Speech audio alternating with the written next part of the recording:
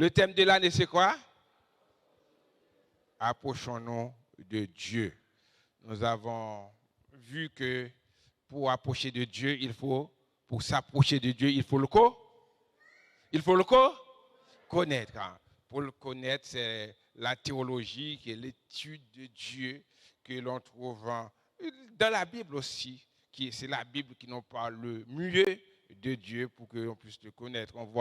On a vu qu'il est le Créateur, qu'il est, comment dirais-je, il est esprit. On a vu beaucoup de choses on a vu les attributs exclusifs de Dieu.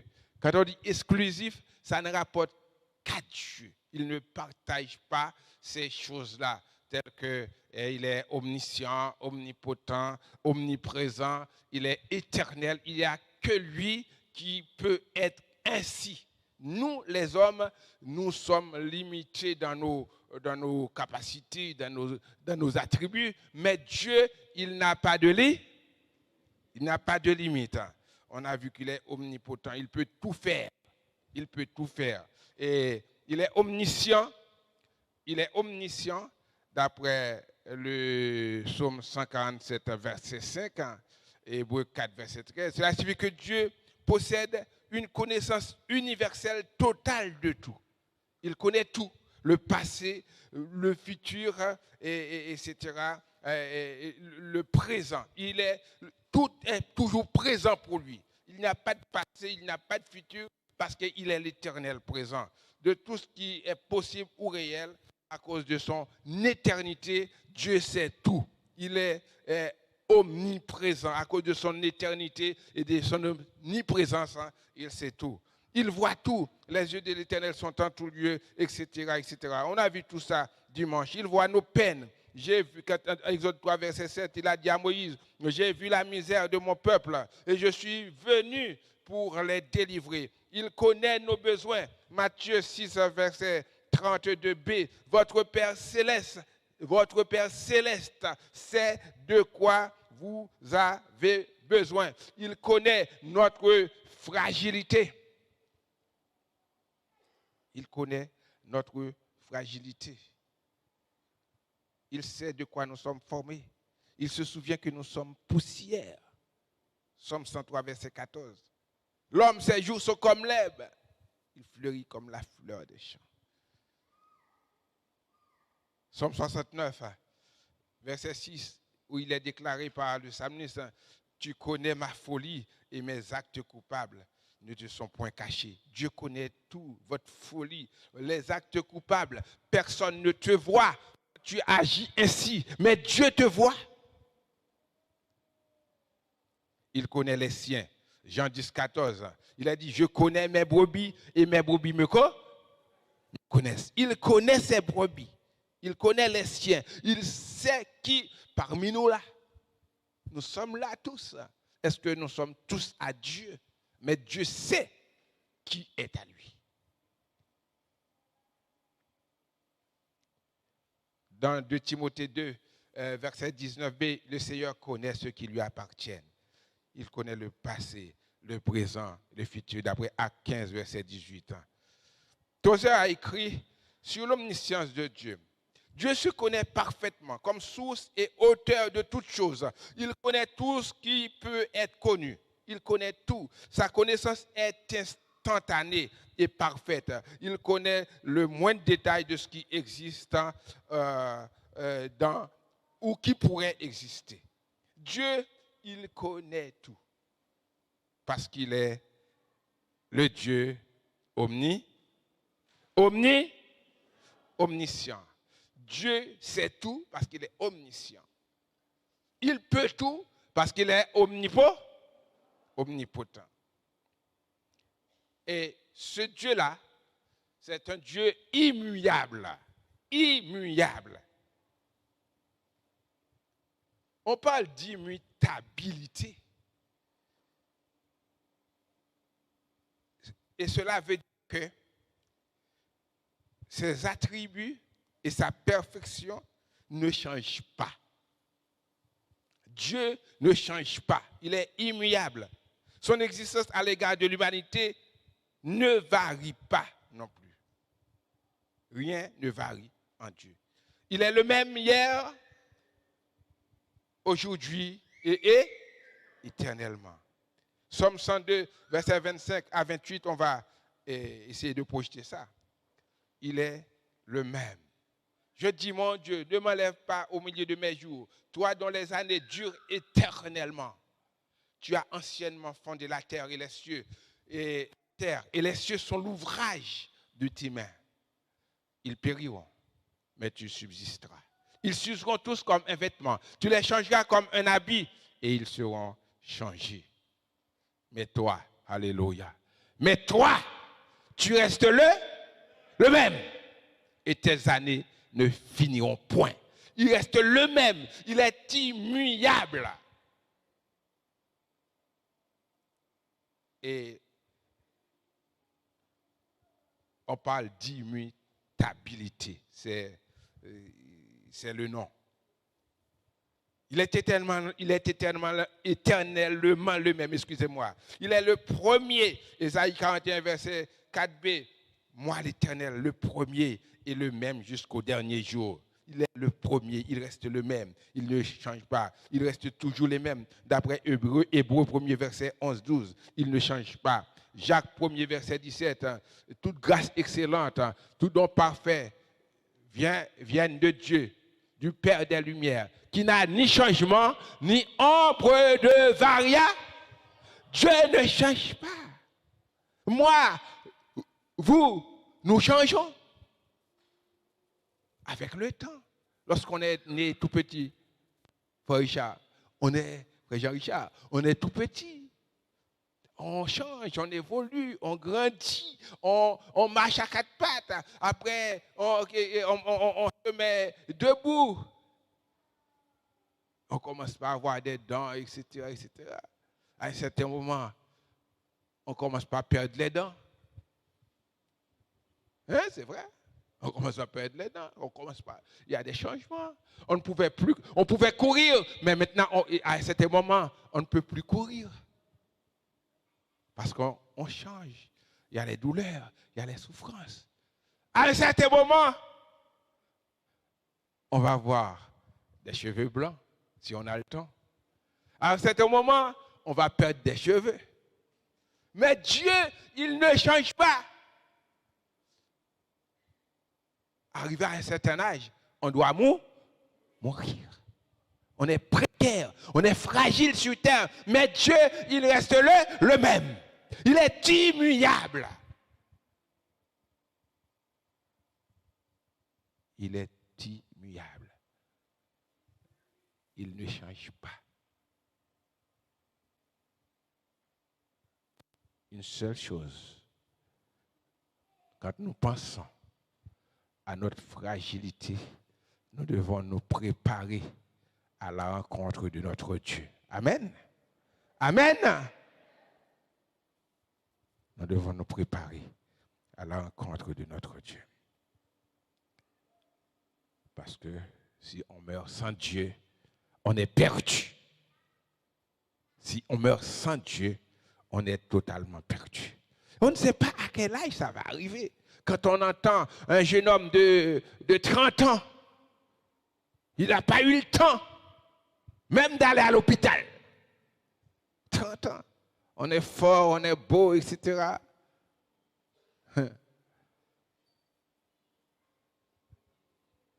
Il n'a pas même eu le temps d'entrer à l'hôpital.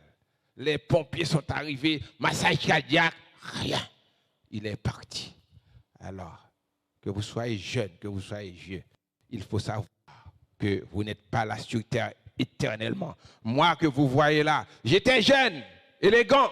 Maintenant, c'est plus moi. Vous qui êtes jeune, qui pensez que vous êtes superstar, mieux que d'autres, plus que d'autres.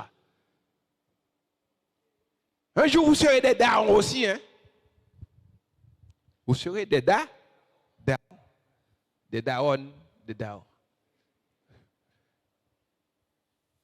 Une seule chose, faites attention à la façon que vous vous approchez de Dieu. Dieu, il est immuable, nous avons dit.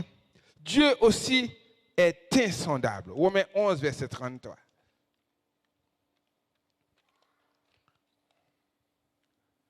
Il est écrit aux profondeurs de la richesse et de la sagesse et de la science de Dieu que ses jugements sont insondables, ses voies sont impénétrables, ses voies sont incompréhensibles. Cet attribut concerne les réalisations mystérieuses, incompréhensibles et impénétrables de Dieu. On veut s'approcher de Dieu, il faut savoir qu'il est insondable. Ou pas qu'à entrer dans la profondeur, mon Dieu. On ne peut pas. David déclare en Psaume 139, verset 6, « Une science aussi merveilleuse est au-dessus de ma portée. Elle est trop élevée pour moi. Qui que je puisse le saisir? » En parlant de la proximité du Seigneur, de sa compagnie qui l'entoure, dans le psaume 6, tu m'entends devant et par derrière. Il ne comprend pas comment ça peut se réaliser, que Dieu soit devant, soit derrière, soit à côté, parce qu'il est dit dans psaume 37, verset 8, l'ange de l'Éternel campe autour de ceux qui l'est. Il ne comprend pas ça.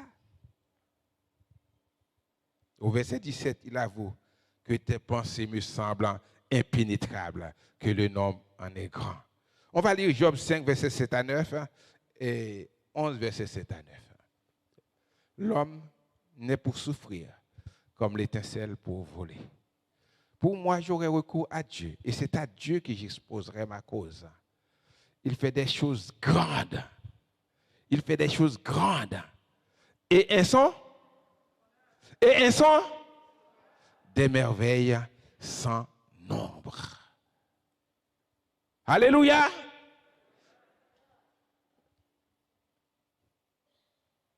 Prétends-tu sonder les pensées de Dieu? Parvenir à la connaissance parfaite du Tout-Puissant? Elle est aussi haute que les cieux. Que ferais-tu? Que feras-tu? Plus profonde que le séjour des morts. Que sauras-tu? La mesure en est plus longue que la terre. Elle est plus large que la mer. Alléluia. Alléluia. Notre Dieu, ses pensées sont insondables. On ne peut pas les saisir. En haut dans les cieux, on ne peut pas mesurer la grandeur, la hauteur. Il est plus bas que les profondeurs. Alors, frères et sœurs, nous devons nous soumettre à cette pensée. Dieu est insondable. Dieu est insondable. Nous venons de voir qu'il est immuable. Il est insondable. Et maintenant, nous allons voir que Dieu est souverain. Ésaïe 45, verset 9, 11. Dieu est souverain. Cet attribut dénote que Dieu est le seul et unique maître de l'univers. Il n'y en a pas deux. Il est le seul et unique, tu peux l'envoyer, et unique maître de l'univers. Malheur à qui conteste avec son créateur, vase parmi des vases de terre. L'argile dit tel à celui qui la façonne, que fais-tu? Et ton œuvre, il n'a point de main. Malheur à qui dit à son père, pourquoi m'as-tu engendré? Et sa mère, pourquoi m'as-tu enfanté? Ainsi parle l'Éternel, le Saint d'Israël et son Créateur. Veux-on me questionner sur l'avenir, me donner des ordres sur mes enfants et sur l'œuvre de mes mains? Est-ce qu'on peut le questionner, lui donner l'ordre de faire telle ou telle chose, de comment diriger ses enfants, comment diriger? Non, on ne peut pas. Il est souverain. Il a la pleine liberté, le pouvoir absolu, le savoir et la sagesse infinie et la volonté pour accomplir ce qu'il désire. Un souverain, c'est comme un roi. Il est chef, il est maître, tout ce qu'il dit, il le fait. Comme en Arabie Saoudite, c'est le roi qui est maître. Et si on n'est pas d'accord avec le roi, on est tué, etc., etc. C'est pas comme en Angleterre où il y a une monarchie parlementaire. Mais le souverain, quand il dit ce qu'il dit, doit être exécuté. Mais les souverains humains sont comme ça. Ils ont des failles. Un jour, ils mourront. Un jour, il peut y avoir quelqu'un qui le tue. Mais notre Dieu, il a la volonté pour accomplir ce qu'il désire. Ce qui a été arrêté et décidé d'avance. Et ses facultés, Dieu les possède. Dans une mesure infinie. Il n'y a pas de limite à pouvoir. Il n'y a pas de limite à son pouvoir. C'est la marque de sa souveraineté. Psaume 135, verset 6, il déclare, tout ce que l'Éternel veut, il le fait dans les cieux et sur la terre, dans les mers et dans tous les abîmes. Dieu fait ce qu'il veut, partout où il veut, comme il veut. Il est souverain. Amen. Beaucoup de personnes aimeraient faire ce qu'ils veulent, mais on ne peut pas. Il y a des limites, il y a des droits, il y a des devoirs. Mais Dieu, qui est tout puissant, il fait ce qu'il veut. Tout ça, c'est des attributs exclusifs à Dieu. Nous venons de voir ces perfections ou attributs divins qui lui appartiennent en propre.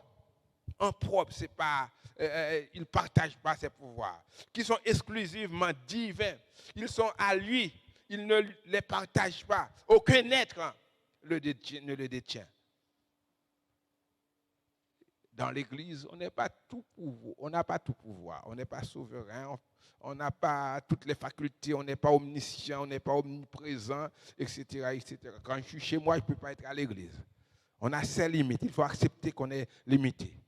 Mais Dieu, il a tout pouvoir. Il a des perfections que personne ne possède. Des perfections absolues, infinies. L'éternité, l'omniscience, l'omnipotence, etc., etc. Mais il y a d'autres perfections, d'autres attributs de Dieu, moraux. Ce n'est pas frère moraux, non? C'est pluriel de morale. Et des attributs moraux similaires à ceux des êtres humains, qui atteignent leur perfection en Dieu. Même si vous avez de bons attributs, mais c'est en Dieu que ces attributs-là ont de la valeur. C'est en Dieu que ces attributs-là atteignent la perfection. L'homme les détient à cause de sa création à l'image de Dieu. Comme il était dit dans Genèse 1er, verset 26, faisons l'homme à notre image et à notre ressemblance. Quand Dieu a insufflé dans l'homme le souffle de vie, il lui a communiqué, il lui a doté des facultés qu'on va voir à la suite, des facultés, des perfections, etc. Mais qui sont limitées dans l'homme et infinies en Dieu. On a vu que, on va voir que Dieu est saint. On n'aura pas le temps de tous les voir parce que je dois passer sur Manouchka pour un petit temps sur le recensement. Dieu est saint. D'après Wilmington, l'auteur du grand guide de la Bible, c'est l'attribut le plus clairement souligné dans l'Ancien et le Nouveau Testament. Le Créateur, il est à part, il est parfait et saint. Ce qui sous-entend qu'il ne se mêle pas aux actes ignobles, coupables, iniques et malsains. Il ne se mêle pas à ces choses.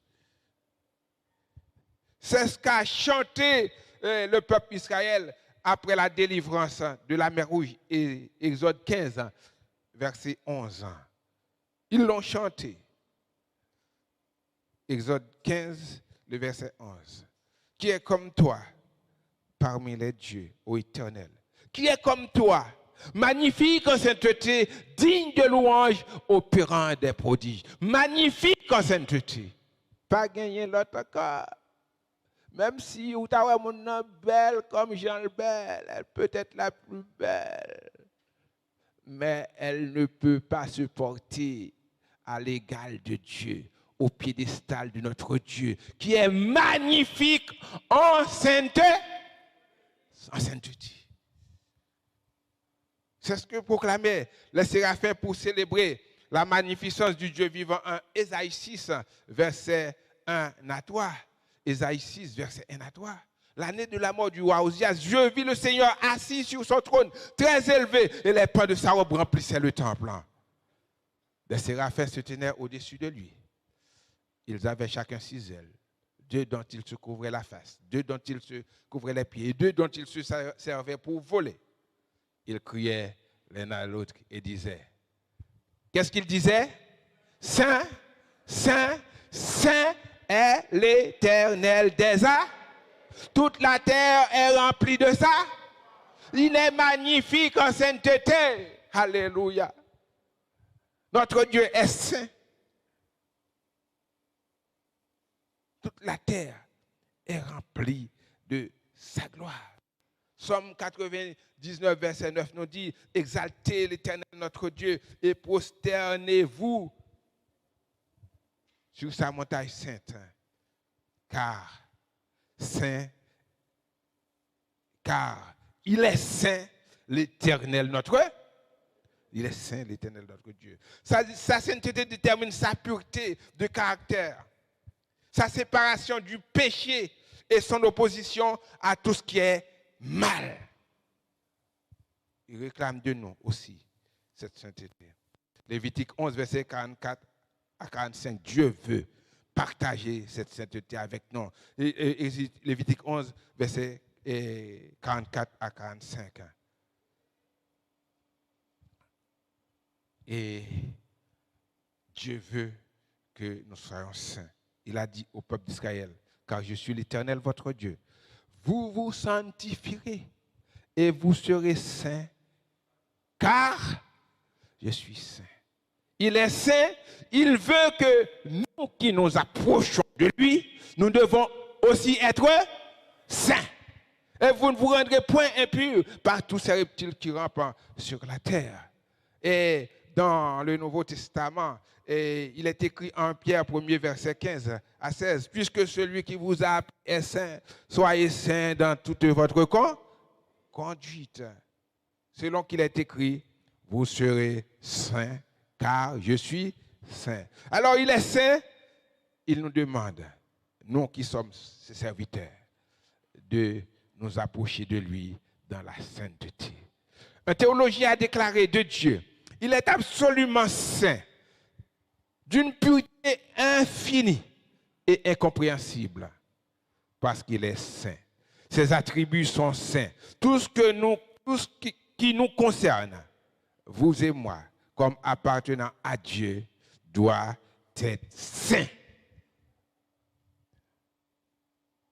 Il y a des personnes qui ne veulent pas qu'on prêche sur la sainteté. Mais ce n'est pas nous, c'est la Bible. C'est Dieu qui est saint. Et si nous disons que nous sommes enfants de Dieu, serviteurs de Dieu, nous devons être saints aussi. Nous allons nous approcher de Dieu. C'est le thème de l'année. Approchons-nous de Dieu. Nous devons connaître Dieu pour que nous puissions nous approcher de Dieu, de lui convenablement. Vous voyez ses attributs, comment il est, sa sainteté. Nous n'allons pas aller plus loin aujourd'hui.